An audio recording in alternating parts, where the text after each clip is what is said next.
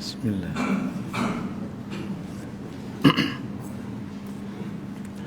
Assalamualaikum warahmatullahi wabarakatuh.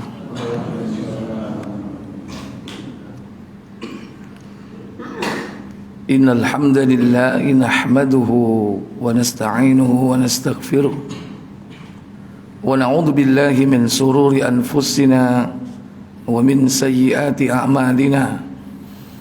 Man yahdihillahu fala mudilla lahu wa man yudlil fala hadiya lahu.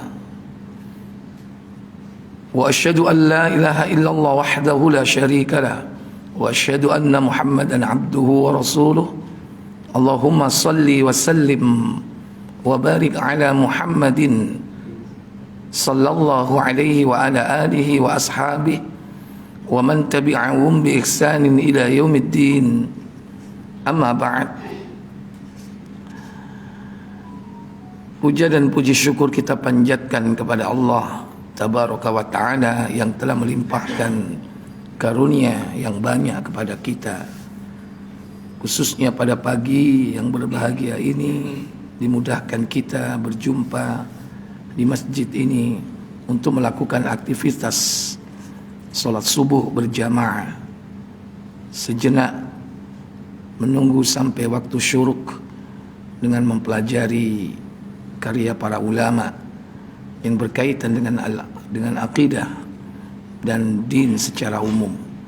Semoga Allah Jalla wa'ala memberikan kita kemudahan mendapatkan ilmu yang bermanfaat, diberikan kemudahan untuk mengamalkannya. Salawat dan salam semoga tetap terlimpah kepada junjungan kita baginda Nabi Muhammad sallallahu alaihi wasallam. Demikian pula untuk keluarga dan keturunan beliau, para sahabatnya dan seluruh pengikut-pengikutnya hingga tibanya hari pembalasan. Ikhwatal iman, a'azzani Allah wa iyyakum. Para bapak saudara sekalian, hari ini kita akan melanjutkan pembahasan kitab Aqidah At-Tauhid, masih pada bab yang pertama. Sekarang pasal yang kedua, Al-Faslu Tsani, pasal yang kedua. Fi bayani masadiril aqidati wa manhajis salafi fi talaqqiha. Penjelasan tentang sumber-sumber akidah dan bagaimana manhaj salaf mengambil akidah tersebut dari sumber-sumbernya. Al-aqidatu tauqifiyatun. Akidah itu tauqifiyah, artinya langsung dari Allah Jalla wa'ala melalui para utusannya, bukan buatan manusia. Kalau bahasa kita mungkin build up ya, bukan assembling, comot sana comot sini kemudian disusun dirangkai sedemikian rupa menjadi sebuah karya karsa. Tapi ini langsung dari Allah. Istilahnya di sini adalah tauqifiyah. Fala tathbutu illa bidalilin minasyari'. Tidaklah akidah tersebut ditetapkan melainkan dengan dalil-dalil yang berasal dari pembuat syariat. Siapa yang membuat syariat? Allah. Wala masraha fiha lirra'yi wal ijtihadi. Tidak ada celah sedikit pun di dalamnya untuk akal manusia dan juga ijtihad. Jadi tidak ada wilayah bagi manusia untuk merekayasa atau wilayah untuk dimasuki urun rembuk itu tidak ada. Tidak ada wilayah bagi bahkan makhluk siapapun yang berakal di sini ya. Yang berakal di sini ya malaikat, jin, termasuk manusia. Jadi makhluk-makhluk yang diberikan oleh Allah kemampuan untuk berfikir, maka tidak ada wilayah untuk hasil fikiran dari manusia atau makhluk yang lainnya. Demikian pula dalam urusan ijtihad untuk menghasilkan produk-produk, aturan, hukum misalnya. Tidak ada wilayah bagi makhluk. Min thamma fa inna masadiraha maqsuratun ala ma jaa fil kitabi was sunnah. Sehingga tidak ada peluang pendapat dari siapapun karena sumber-sumbernya itu terbatas. Diambil dari apa yang ada di dalam Al-Quran dan As-Sunnah. Karena Al-Quran dan As-Sunnah ini wahyu. Al-Quran wahyu, As-Sunnah wahyu. As-Sunnah di sini adalah al-ahadits as-sahihah, hadis-hadis yang sahih. Itulah As-Sunnah. Maka As-Sunnah sudah pasti dia adalah hadis yang sahih. Tapi kalau hadis belum tentu sunnah. Karena sunnah tidak perlu dijelaskan, dijabarkan lagi. As-Sunnah sahihah tidak perlu, itu pengulangan.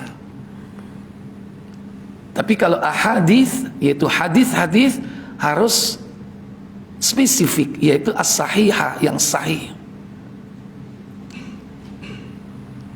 Dan keduanya ini wahyu dari Allah. Oleh karena itu Nabi SAW pernah mengatakan, aku telah diberi oleh Allah Alkitab dan yang semisalnya. Coba dibuka Abu Dawud nomor 4604, supaya jangan gagal faham bahwa dipikir as-sunnah itu produk Nabi, hasil karya Nabi. Tidak, dia adalah wahyu dari Miqdam bin Ma'di Karib 4604.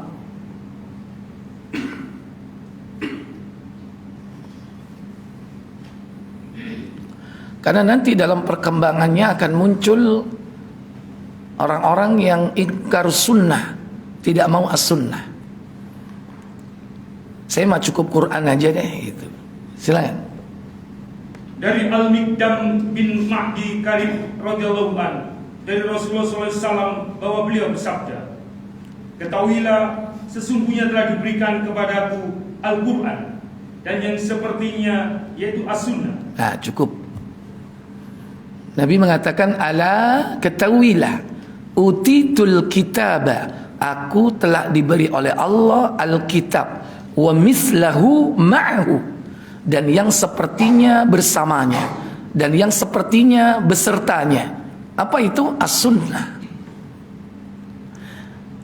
Dan di dalam Al-Quran sendiri diulang-ulang kalimat wa yu'allimukumul kitaba wal hikmah, wa yu'allimuhumul kitaba wal hikmah. Apa makna hikmah? Mufassir jumhur mereka berpendapat, mayoritas, al-hikmah itu adalah as-sunnah. Dan itulah yang diajarkan Allah kepada manusia. Tidak cukup Al-Quran, tapi juga as-sunnah.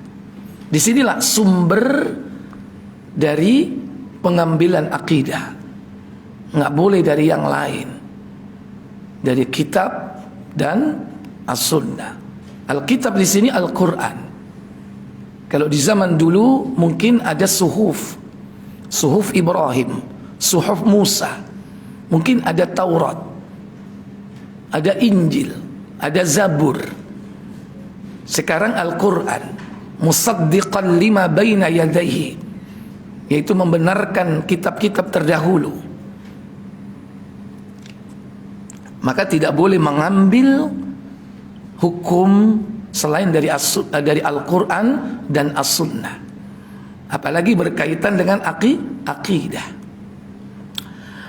Li'annahu la ahada a'lamu billahi, karena bahwasannya tidak ada seorang pun yang lebih mengetahui tentang Allah, wa ma yajibu lahu, dan apa yang wajib untuk Allah, wa ma yunazzahu anhu minallahi, dan apa saja yang dibersihkan dari Allah. Tidak ada yang lebih mengetahui kecuali Allah tentang perkara tersebut.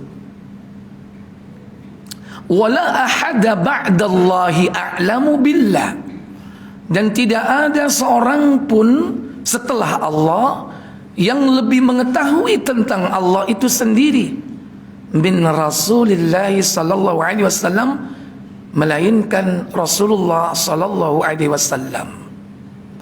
Walihada kana manhajus salafi as-salih wa man tabi'ahum fi talaqqil aqidah maqsuran 'ala al-kitab was sunnah.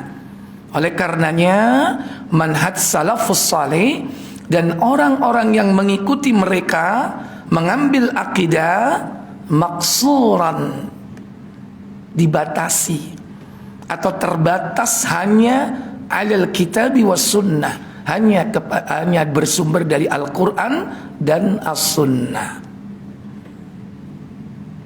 Maka tidak boleh orang menetapkan akidah hanya bisikan hati. Oh, saya dapat wangsit, saya duduk berkontemplasi, mendapatkan bisikan. Sementara dia bukan nabi, dia bukan rasul, maka berbahaya. Pasti yang membisikinya adalah siapa? Syaitan. Kalau tidak hawa nafsu yang ada dalam dirinya.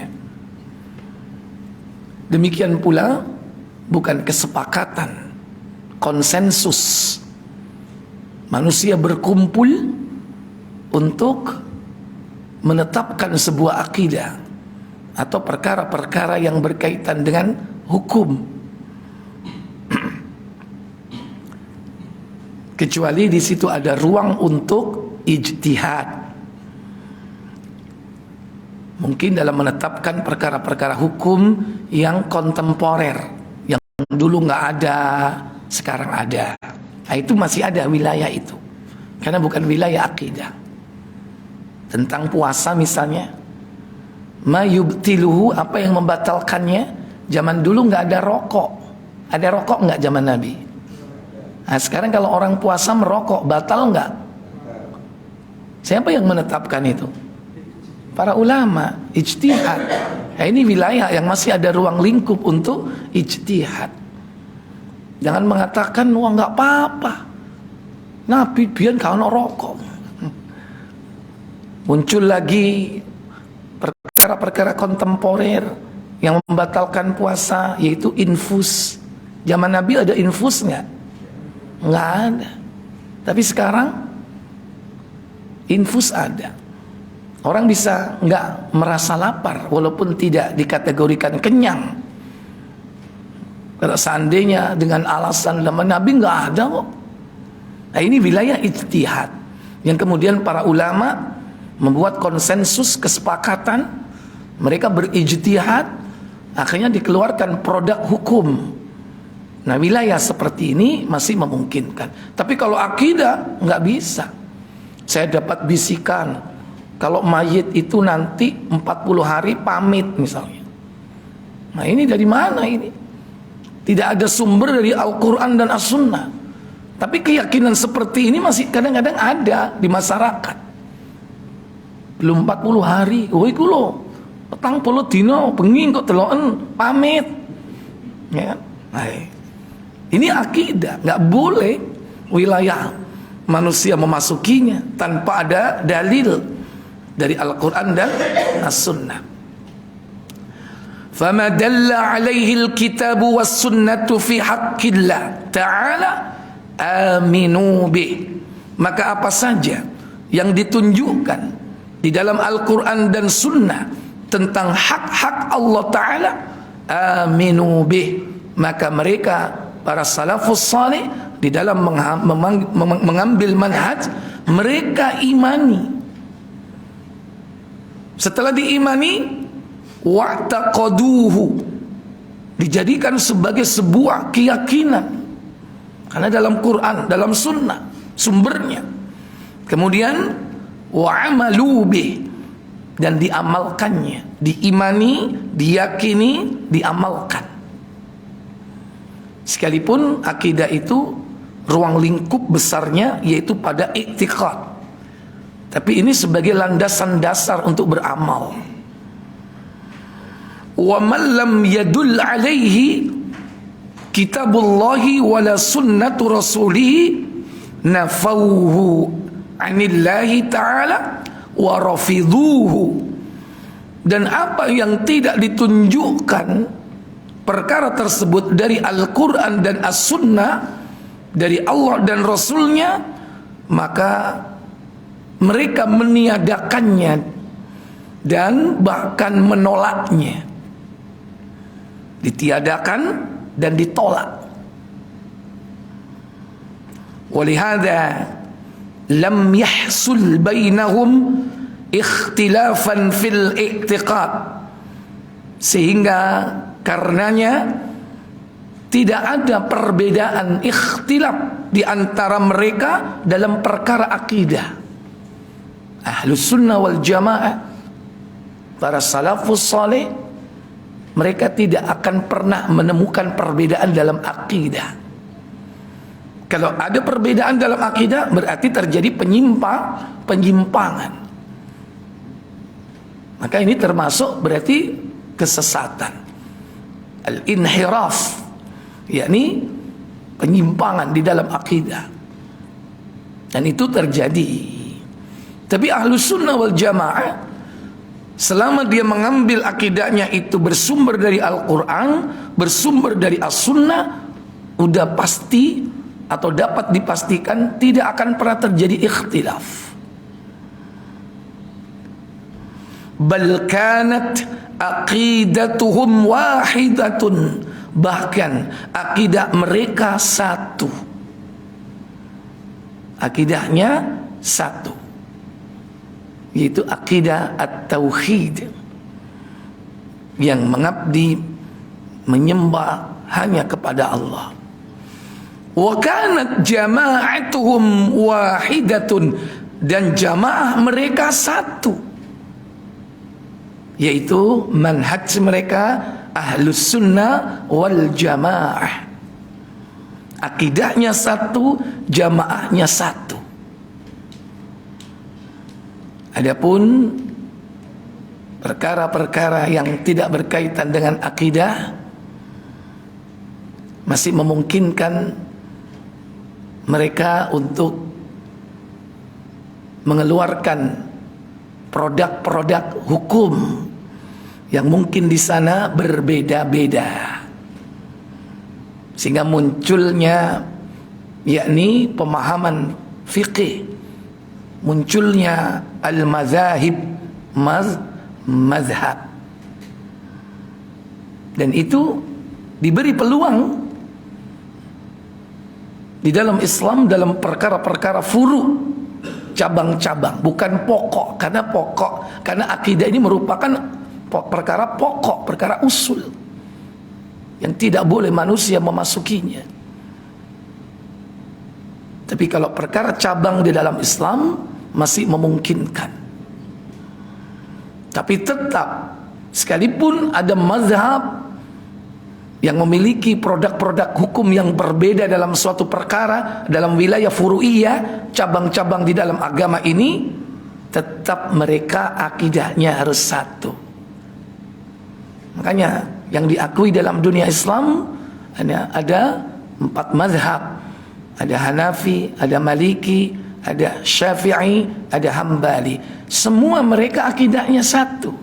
aqidatuhum wahidah, satu sama, Ahlus Sunnah wal Jamaah. Walaupun dalam perkara fikih mereka berbeda.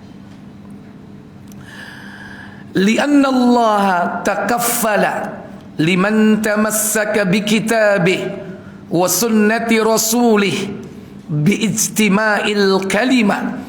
Karena bahwasanya Allah menjamin bagi siapa saja yang berpegang teguh kepada kitabnya dan sunnah rasulnya, dijamin dengan apa? Biijtima'il kalimah, yaitu kata yang satu, kalimat yang satu. Wassawabu fil mu'taqadi, dan kebenaran i'tiqad atau akidah yang satu. Wattihadil manhaj, dan juga kesatuan manhaj. Manhaj dalam hal ini yakni metode di dalam mengamalkan akidah tersebut. Makanya ada manhaj Ahlus Sunnah wal Jamaah. Kalau sudah dalam mengamalkan, menerapkan yakni akidah tersebut sebagai landasan amal perbuatan manusia, metodenya salah, memungkinkan nanti ada penyimpangan. Dan penyimpangan seperti ini sudah muncul sejak zaman para sahabat Nabi sallallahu alaihi radhiyallahu taala anhum. Waqad qala Allah taala, dan firman Allah Ta'ala dalam surah Ali Imran pada ayat 103, wa'tasimu bihablillahi jami'a wa la tafarraqu, dan berpegang teguhlah kalian kepada tali agama Allah dan jangan kalian bercerai-berai. Ini perintah untuk bersatu, Pak. Dan larangan untuk apa? Iftiraq, yaitu berpecah belah. Wala tafarraqu, jangan berpecah belah. Kalau ikhtilaf masih memungkinkan. Kalau ikhtilaf masih memungkinkan. Karena ikhtilaf ini awal dari sebuah iftiraq. Ikhtilaf itu perbedaan pendapat. Tapi kalau iftiraq perpecahan. Di kalangan para ulama ikhtilaf, sehingga muncul yang mazhab itu ikhtilaf. Tapi tidak terjadi iftiraq, tidak terjadi perpecahan. Maka tidak setiap ikhtilaf menjadi iftiraq. Karena ikhtilaf ini berkutat pada wilayah furu', cabang-cabang agama. Tidak mesti dia berujung kepada iftiraq, perpecahan dalam hal akidah. Tapi setiap iftiraq, perpecahan itu berawal dari ikhtilaf. Tidak akan langsung terjadi iftiraq kalau tidak berangkat dari ikhtilaf. Contoh ikhtilaf, Nabi sendiri sudah mengabarkan. Makanya Nabi mengatakan pegang teguh sunnah, itu solusinya. Sebelum sampai terjadi iftiraq, maka pegang teguh as-sunnah. Saat itu terjadi ikhtilaf, kata Nabi, buka Abu Dawud 4607 dari sahabat Al-Irbad bin Sariyah. Ketika itu didatangi oleh dua orang tabi'in. Yang keduanya menuntut ilmu, belajar untuk mendapatkan hadis dari sahabat. Yang didatangi sahabat ini adalah Al-Irbad bin Sariyah.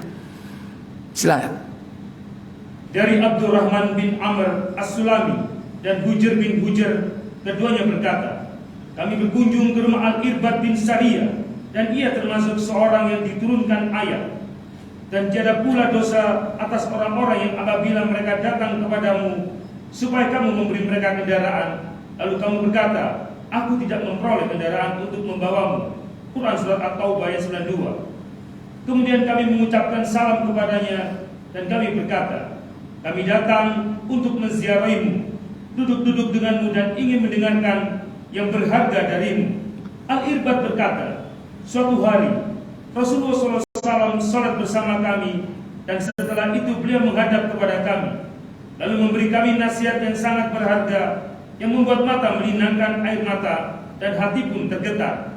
Maka ada seorang berkata, wahai Rasulullah, seakan-akan ini adalah nasihat perpisahan. Pesan apa yang akan engkau sampaikan kepada kami? Beliau berkata, aku mewasiatkan kepadamu agar bertakwa kepada Allah dan tunduk serta taat meskipun seorang hamba sahaya yang hitam menjadi pemimpin. Ini pesan beliau pertama. Usikum bitaqwallah. Aku wasiatkan kepada kalian agar bertakwa kepada Allah. Was-sama' wat-ta'ah, mendengarkan dan mentaati. Wa in abdan habasyian, sekalipun kau kelak dipimpin oleh seorang budak Habsyi berkulit hitam. Kemudian apa kata beliau selanjutnya? Sesungguhnya orang-orang yang hidup setelahku akan mendapatkan perselisihan yang banyak. Nah, ini khobar dari Nabi yang merupakan khobar nubuwah. Nabi mengabarkan nanti yang akan datang akan terjadi seperti ini. Wa iya ish minkum ba'di, jika kau hidup lama sesudahku, fasayara ikhtilafan katsira, kau akan menjumpai ikhtilafan katsira, perselisihan yang banyak. Tapi Nabi di sini memberi solusi. Beda dengan hadis tentang iftirak. Kalau iftirak, Nabi mengatakan penjelasan tentang rincian secara global, yang baik dan yang buruk gitu. Kalau ini ikhtilaf, Nabi SAW memberikan solusi. Kalian jika hidup lama sesudahku, kalian akan berjumpa dengan perselisihan yang banyak sekali. Karena memang ikhtilaf itu banyak. Dalam satu permasalahan bisa ribuan ikhtilaf. Ya, baik. Kemudian apa solusinya? Maka hendaknya kalian berpegang teguh kepada sunnahku dan sunnah khalifah pengganti setelahku yang mendapatkan petunjuk. Ya, ini solusinya. Alaikum bisunnati. Aku tinggalkan kepada kalian sunnahku, wa sunnatil khulafair rasyidin, dan sunnah para pemimpin pengganti sesudahku. Tamassaku biha, genggamlah ia, peganglah ia, wa'addu 'alaiha bin nawajidh, gigit sunnah itu dengan gigi gerahammu. Ini solusi. Kemudian yang kedua, solusinya apa lagi? Peganglah dan genggamlah erat-erat. Terus, berhati-hatilah kalian dengan perkara-perkara yang baru, karena setiap perkara yang baru yang diada-adakan adalah bid'ah, dan setiap yang bid'ah adalah sesat. Wa iyyakum wa muhdatsatil umur. Berhati-hatilah kalian terhadap perkara-perkara yang baru. Perkara baru dalam hal apa? Fiddin, dalam agama. Bukan hanya ibadah. Ingat, muhdats, perkara muhdats. Muhdatsatul umur, perkara-perkara baru. Ini yang perlu ini dijabarkan di sini. Bukan hanya apa? Bukan hanya ibadah. Karena kadang orang mengatakan bahwa perkara baru itu hanya sekedar ibadah. Fa inna kulla muhdatsatin bid'ah. Karena setiap perkara yang baru itu adalah bid'ah. Makanya bid'ah itu bukan hanya urusan ibadah. Ingat, agama itu meliputi 5 aspek. Pertama, al-i'tiqad, keyakinan. Kedua, asy-syari'ah, hukum. Ketiga, al-ubudiyah, ibadah. Nah, ini yang banyak. Baru kemudian apa lagi? Muamalah. Muamalah. Ini wilayah agama. Dan yang kelima yaitu apa? Akhlak, adab. Kalau perlu ditambah lagi apa? wilayah agama itu apa? Dakwah, itu agama. Karena bagaimana para salafus salih, Nabi dan para sahabatnya berdakwah. Karena sekarang muncul cara-cara dakwah menyimpang. Al-Quran dibaca, As-Sunnah dibaca, lantas setelah itu musik, dimainkan musik. Ini dakwah model mana? Jangan dianggap bid'ah itu hanya wilayah ibadah saja. Nah, yang pertama tadi apa? I'tiqad, keyakinan, akidah. Karena sejak zaman sahabat udah muncul itu penyimpangan-penyimpangan dalam akidah.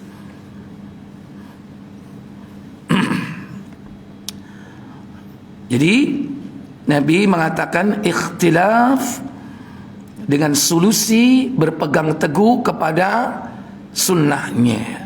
Tentu bukan hanya sunnah ya, tapi juga yang lebih pokok dari itu yakni apa? Al-Quran. Kalau orang berpegang kepada sunnah, pasti dia berpegang kepada Al-Quran. Karena perintahnya demikian di dalam As-Sunnah. Disuruh berpegang kepada Al-Quran. Tapi kalau orang berpegang kepada Al-Quran, belum tentu berpegang kepada As-Sunnah. Makanya muncul kelompok pertama Quraniyun. Dalam perkembangannya kemudian mereka dijuluki dengan ingkarus sunnah. Saya cukup Al-Quran saja, sudah pasti jelas, nggak ada perbedaan, tidak ada penyimpangan. Kalau hadis, ada hadis ini, hadis itu, mending nggak usah sama sekali. Ini pendapat mereka. Dan itu sudah dikabarkan oleh Nabi Sallallahu Alaihi Wasallam 14 abad yang lalu tentang orang-orang yang tidak suka kepada As-Sunnah. Makanya Nabi mengatakan dalam sebuah hadis, coba dibuka Ibnu Majah nomor 13 kalau tidak salah. Nabi mengatakan, aku tidak suka nanti melihat orang yang duduk di kursi santainya ketika datang kepadaku bertanya tentang hukum yang aku wajibkan, aku larang, lantas dia mengatakan, enggak, aku yang apa yang aku jumpai dalam Al-Quran itulah yang aku ikuti. Sudah ketemu? Silakan. Dari Abu Rafi radhiyallahu an bahwa Rasulullah SAW telah bersabda. Apa sabdanya? Sungguh, aku tidak ingin mendapati seseorang di antara kalian berleha sambil bersandar di tempat duduknya ketika seseorang yang datang kepadanya untuk bertanya tentang perkara yang menjadi perintahku, perintah Rasul. Terus? Dan apa yang menjadi laranganku? Kemudian dia menjawab, aku tidak tahu. La adri, aku tidak tahu. La ulfiyanna ahadukum muttaki'an ala arikati. Aku tidak suka nanti melihat orang yang duduk di atas kursi santainya. Kemudian datang kepadanya, bertanya kepada Nabi, datang kepadanya bertanya tentang perkara sunnah Nabi, perintah dan larangan Nabi, lantas dia katakan la adri, aku tidak tahu. Kemudian apa yang dia katakan? Semua yang kami dapati di dalam kitab Allah, maka itulah yang kami ikuti. Nah, ma wajadna fi kitabillahi fattaba'nahu. Apa yang aku dapati dalam kitab Allah, Al-Quran, ya itu saja yang aku ikuti. Ini cikal bakalnya ingkar sunnah. Maka kita diperintah berpegang kepada as-sunnah setelah Al-Quran. Waqad qala Allah Ta'ala, dan juga firman Allah Ta'ala, fa imma ya'tiyannakum minni hudan faman tabi'a hudaya fala yadillu wala yashqa. Surah Taha ayat 23. Dan jika datang kepada kalian, yakni petunjuk dariku, maka siapa saja famanittaba'a hudaya, yang mengikuti petunjuk yang datang dariku, fala yadhillu, maka mereka tidak akan sesat, wala yashqa, mereka tidak akan celaka. Maka Allah Jalla wa'ala menurunkan petunjuk kepada manusia secara umum sejak zaman Adam sampai Nabi dan Rasul yang terakhir. Bukankah ketika Adam diturunkan Allah juga mengatakan begitu? Yakni di dalam Al-Baqarah pada ayat yang ke-36 ya, 36 ya. Fa'azallahuma asy-syaitanu 'anha fa'akhrajahuma mimma kana fi faqulna bitu ba'dukum li ba'din nadu walakum fil ardi mustaqarru wa mata'un ila hin. Oh, masih terus ya. Fatalaqqa Adamu min Rabbihi kalimatin fataba alaihi innahu huwat tawwabur rahim. Setelahnya berarti 3 berapa? 38 ya. Qul nahbitu minha jami'a fa imma ya'tiyannakum minni huda faman tabi'a hudaya fala khaufun alaihim wala hum yahzanun. 3 berapa itu? 38. Coba dibaca. Kami berfirman, turunlah kamu semuanya dari surga itu. Ya. Siapa yang disuruh turun? 2 musuh antara iblis dan Adam. Turunlah kamu berdua. Qul nahbitu minha jami'a. Iblis turun ke laut, membangun kerajaannya di atas laut. Adam menempati daratan. Ini 2 musuh bebuyutan. Kemudian lanjut. Kemudian jika datang petunjukku kepadamu, maka barang siapa yang mengikuti petunjukku, niscaya tidak ada kekhawatiran atas mereka, dan tidak pula mereka bersedih hati. Mirip dengan ayat yang dinukil oleh Syekh Fauzan dalam hal ini. Fa imma ya'tiyannakum minni huda, maka jika datang petunjuk dariku, famanit, barang siapa yang mengikuti, faman tabi'a hudaya, mengikuti petunjukku ini petunjuk Allah Jalla wa'ala. Jadi sejak zaman Nabi Adam Allah sudah menurunkan petunjuk. Fala khaufun alaihim walahum yahzanun, maka tidak akan ada sedih, takut dan sedih. Kalau di sini apa? Fala yadhillu wala yashqa, tidak akan sesat dan tidak akan celaka. Kalau tadi wala khaufun alaihim wala hum yahzanun, tidak akan takut dan sedih. Dan itulah ciri orang-orang yang akan memperoleh kebahagiaan. Dan itulah ciri dari para waliullah. Ala inna awliya Allahi la khaufun alaihim wala hum yahzanun.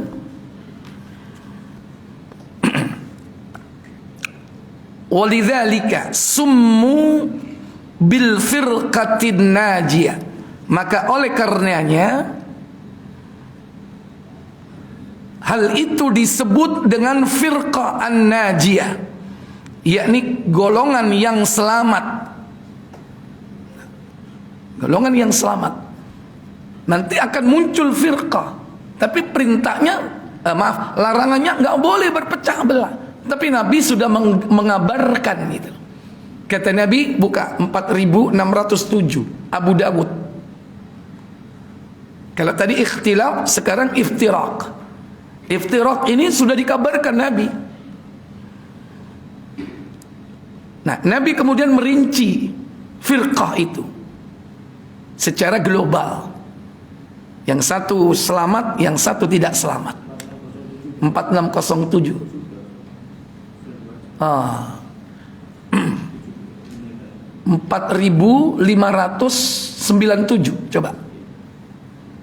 4597. Kalau enggak 96. Dari Muawiyah. Silakan. Iya. Dari Muawiyah bin Abu Sufyan radhiyallahu an, bahwa ia berdiri di hadapan kami dan berkata, ketahuilah bahwa Rasulullah SAW berdiri di hadapan kami dan berkata, ketahuilah sesungguhnya orang-orang sebelum kalian dari kalangan ahlul kitab telah terpecah menjadi 72 ajaran. Nah ini, sataftariku ahlul kitabi ala sintaini wa sab'ina firqah. Jadi kalangan ahlul kitab kelak nanti akan terpecah menjadi 72 kelompok firqah. Kemudian, dan sesungguhnya agama ini akan terpecah menjadi 73 golongan. wasataftariku ummati ala 73 firqah, dan umatku ini akan terpecah belah menjadi 73 firqah. Ini firqah ya, berarti iftiraq ini. Ini merupakan puncak dari ikhtilaf. Makanya sebelum terjadi iftiraq, Nabi sudah memanti-wanti ketika terjadi ikhtilaf itu apa? Pegang teguh Quran Sunnah. Fa in tanazza'tum fi syai'in, jika kamu berselisih tentang sesuatu, faruddu ilallahi wa rasuli. Itu perintah Allah sendiri dalam Al-Quran, An-Nisa 59. Nabi menutup sebelum terjadinya iftiraq, saat terjadi ikhtilaf kembali kepada as-sunnah. Nah ini. Tapi Nabi sudah mengabarkan akan pasti terjadi itu. Kemudian Nabi merinci, apa rincian beliau? 72 golongan akan berada di neraka dan 1 golongan akan berada di surga. Sintaini wa sab'ina firqa finnar. 72 dia berada di dalam neraka. Sekalipun nanti 72 ini dirinci lagi. Ada yang kekal di neraka, ada yang tidak kekal. Kalau kesesatannya sampai kepada kufur, syirik besar, kekal. Tapi kalau tidak, penyimpangannya tidak sampai kepada kufur besar, tapi al-kufru duna kufrin, kufur kecil, penyimpangan-penyimpangan yang tidak sampai menghilangkan pokok akidah, maka kemungkinan dia akan dikeluarkan karena syafaat.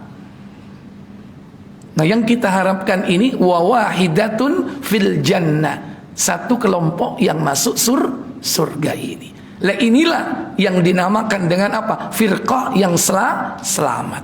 Walidzalika summu bil firqatin najiyah. Oleh karenanya para ulama menamakan kelompok itu sebagai kelompok yang selamat. Li'anna an-nabiyya sallallahu alaihi wasallam syahida lahum bin najati khina akhbara bi iftiraqil ummati ila 73 firqah. Karena bahwasanya Nabi telah menyaksikan terhadap mereka tentang keselamatan yang akan mereka dapati saat beliau menyampaikan, mengabarkan kepada kita tentang perpecahan umat yang menjadi 73 kelompok. Kulluha finnari illa wahidatun. Mereka semua masuk ke dalam neraka kecuali yang 1. Walamma su'ila an hadhil wahidah qal, maka tatkala Nabi ketika ditanya tentang kelompok yang 1 itu, qal, Nabi bersabda, hiya man kana ala mithlu ma ana alaihi al-yawm wa ashabi, yaitu mereka yang berada di atas jalan yang aku dan para sahabatku melaluinya. Aku dan sahabatku berada di atasnya. Hadis riwayat Imam Ahmad. Inilah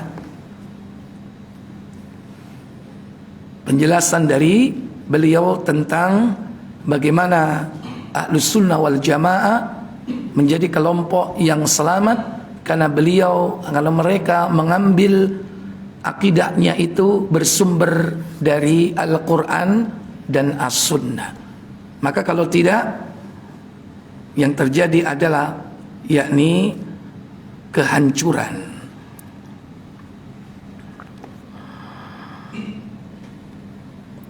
Waqad waqa'a misdaqu ma akhbara bihi sallallahu alaihi wasallam.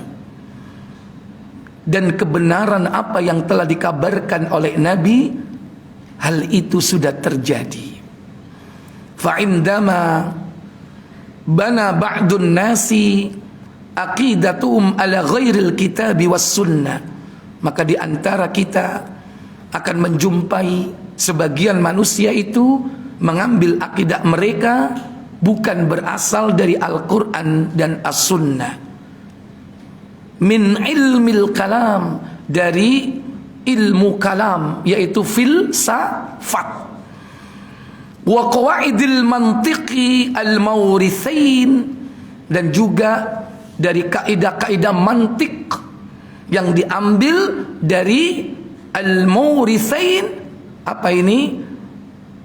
Yakni dua guru, atau diwarisi dari dua guru, an falasafatil Yunani war Rum, yang berasal bersumber dari filsafat Yunani dan Romawi.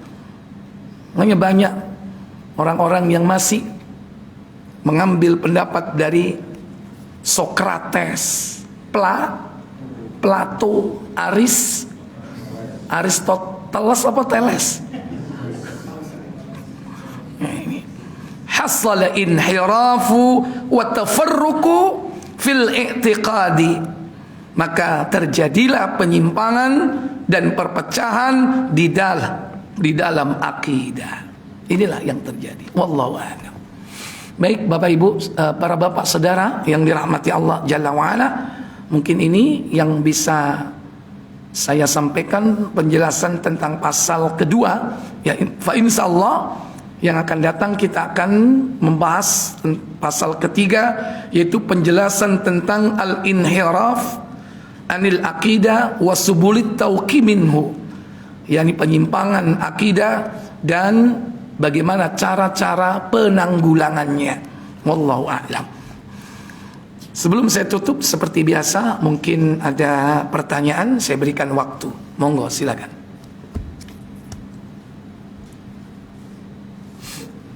Ya, silakan.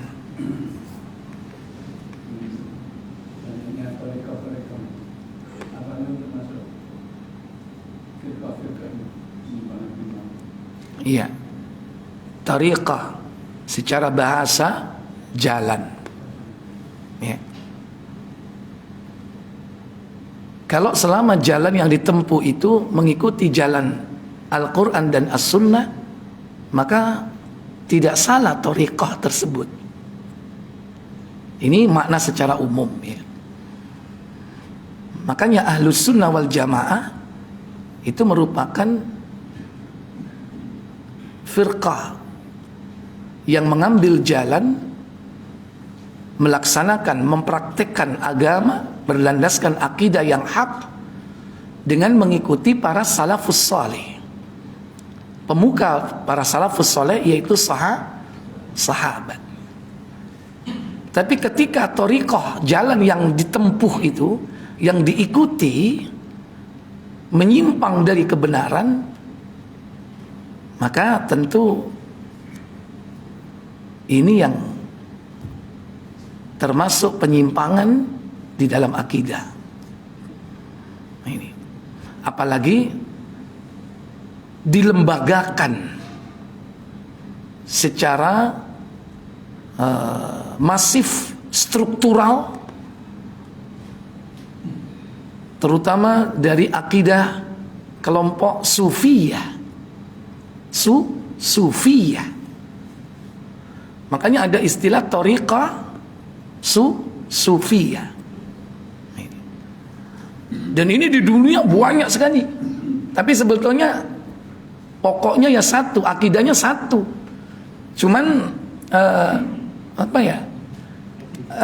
alirannya yang berbeda-beda. Karena aliran thariqah Sufi itu berdasarkan siapa gurunya.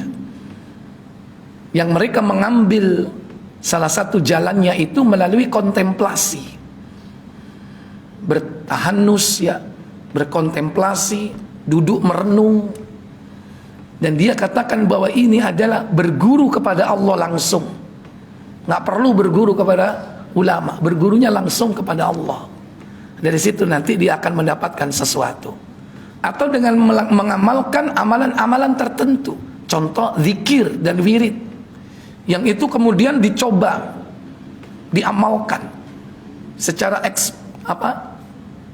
experience, ya. Kemudian ketika dia lakukan itu terbukti. Setelah terbukti kebenarannya menurut anggapan mereka, akhirnya apa? ijazahkan kepada orang lain. Contoh gampangannya, saya menyusun sebuah wirid, entah dari mana sumbernya, saya susun zikir dan wirid saya. Kemudian saya coba bertahun-tahun, ternyata terbukti. Nah, setelah terbukti ini saya sebarkan kepada murid-murid saya. Ketika murid saya itu juga merasakan bukti atau merasakan manfaat yang sama, semakin banyaklah murid saya. Maka ketika itulah saya boleh melembagakan atau mengatakan bahwa inilah thariqah saya. Thariqah saya namanya Jundiyah loh. Kenapa? Thariqah sufi itu diambil dari nama tokoh-tokohnya. Contoh apa? Ya, itu nama orangnya. Terus, itu kalau itu nama tempat, apa yang lain? As-Siddiqiyah, kemudian Tijaniyah, itu dari tokoh-tokohnya. Apalagi? Ya. Antum kok tahu? Pernah ikut? Oh iya. Nah itu. Jadi dari tokoh-tokohnya namanya. Antum itu bisa jadi membuat sebuah thariqah, mungkin ya kan, tapi orang sing melok apa gak kan ngono kan. Nah itu. Tapi kalau pengikutnya banyak, bisa menyebar ke seluruh dunia. Jadi itu, Pak. Makanya sejak awal sebelum itu muncul, kelompok-kelompok sesat itu sudah mulai bermunculan. Salah satu akidah dari thariqah itu yakni bahwasannya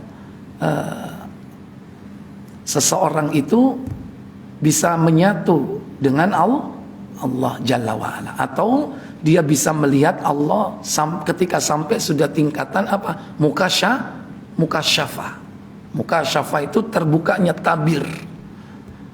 Kalau tingkat tertinggi ini umumnya disebut apa? Sudah ma'rifat. Wallahu a'lam. Itu.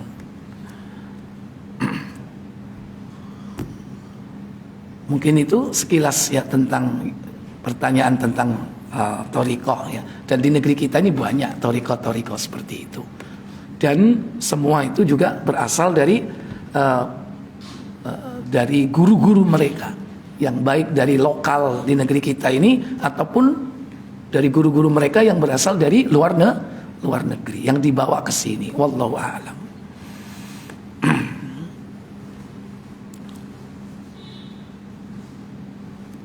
Baik, yang lain?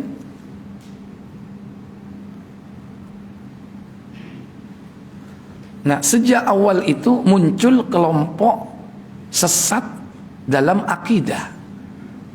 Yang pertama yaitu Qadariyah. Qadariyah ini yang muncul pertama. Tokohnya berada di mana? Di Basrah, yang bernama Ma'bad Al-Juhani. Ini mengatakan bahwa segala sesuatu tidak didahului oleh ilmu Allah dan takdir Allah. Segala sesuatu terjadi secara kodrati. Nah, inilah yang termasuk keyakinan menyimpang dalam hal akidah. Mereka tidak percaya kepada takdir. Yang mestinya harus diimani takdir itu rukun-rukunnya, mulai dari al-ilmu, kemudian al-kitabah, al-masyiah, dan al-khalqu. Al-ilmu aja udah nggak diyakini sama Qadariyah. Demikian pula al-kitabah dan al-masyiah. Dianggap semua berjalan secara kodrati, secara alamiah, tidak didahului oleh ilmu Allah. Nah, ini penyimpangan dalam akidah ini seperti ini. Karena mereka lebih mengutamakan apa? Rasionya. Qadariyah itu lebih mengutamakan rasionya. Inilah kelompok Aqlaniyun. Nanti anak keturunan dari akidah ini ada Mu'tazilah. Ini dalam hal akidah. Yaitu muncul di zaman sahabat radhiyallahu ta'ala. Saat itu yang didatangi yakni Abdullah bin Umar. Ditanya oleh dua orang tentang bagaimana maraknya saat itu akidah Qadariyah. Ya. Baik. Ada lagi pertanyaan? Kalau tidak ada saya cukupkan. Kita tutup kafarat majelis. Subhanakallahumma wa bihamdik asyhadu an la ilaha illa anta astaghfiruka wa atubu ilaik. Wassalamualaikum warahmatullahi wabarakatuh.